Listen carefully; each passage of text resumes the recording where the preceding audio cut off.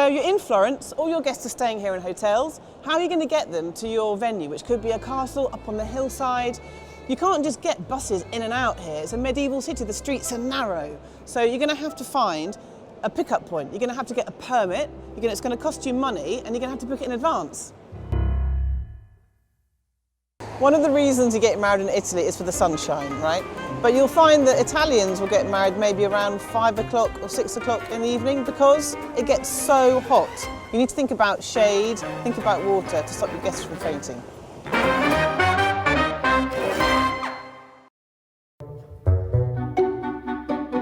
Public offices in Italy aren't always open 9 to 5, so you might only have a couple of hours a day or even a couple of hours a week to get your documents legalised. If you don't get the right day, it can be a nightmare.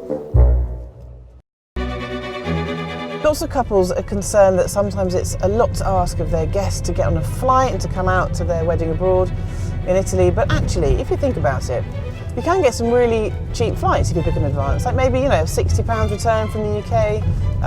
And Florence is so well connected in Tuscany, so you can get flights to Florence Airport, to Pisa Airport, Bologna Airport, and you're in the centre of Florence within about an hour.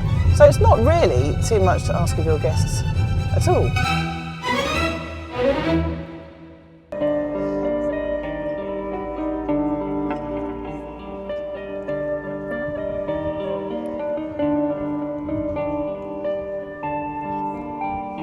Shutdown. Every couple, when they get married, is directly responsible for their own music licence. If you don't have one, the chances are you can't have your party. No permit, no party.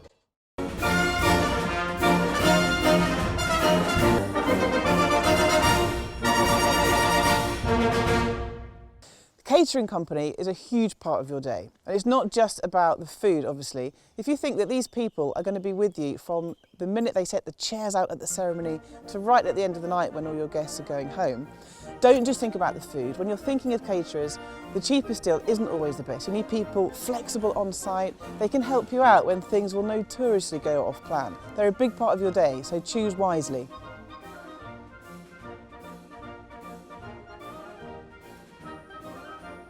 So there are some incredible venues in Tuscany. You find these hidden gems all over the place. Come and have a look at this, for example. I want to show you something. Look at this view. Look at all of this. You've got the whole of Florence and the Tuscan hills beneath you. And this is from the terrace of this beautiful historic villa. You could have cocktails here when the sun's setting. And this villa is actually really reasonably priced for a rental. It's a huge space, you can do what you want with it. But what you have to think about with these old family historical properties, you've got to bring lots of things in. So it's not a working hotel. You've got to think about bringing in a catering company, a catering outfit. They might have to build a kitchen. You're going to have to think about lighting, about decorations, to make it your own. But also, these are things that are going to just be a consideration for your budget, but it's so worth it. It just makes a massive difference.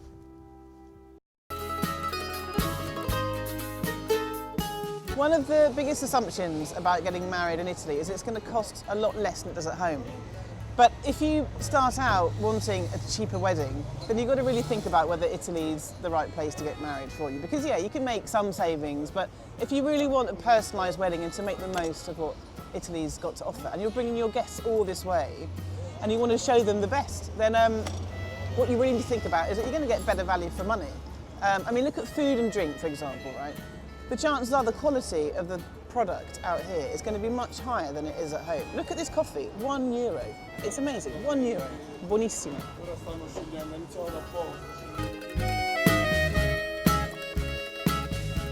A big thing on people's minds when getting married outside in Italy is obviously going to be the weather. So what if it rains? Everybody always asks me that, and it should never be a problem for you. So you have to consider it from the beginning. Have a backup plan.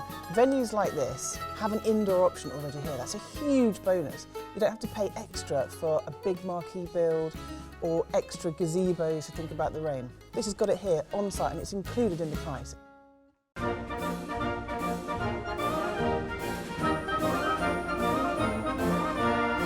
So my final tip for now is embrace Italian culture. Let them do what they do best. Classic example, the wedding cake, millefoglio. It's amazing, it's fresh, it's delicious. Enjoy.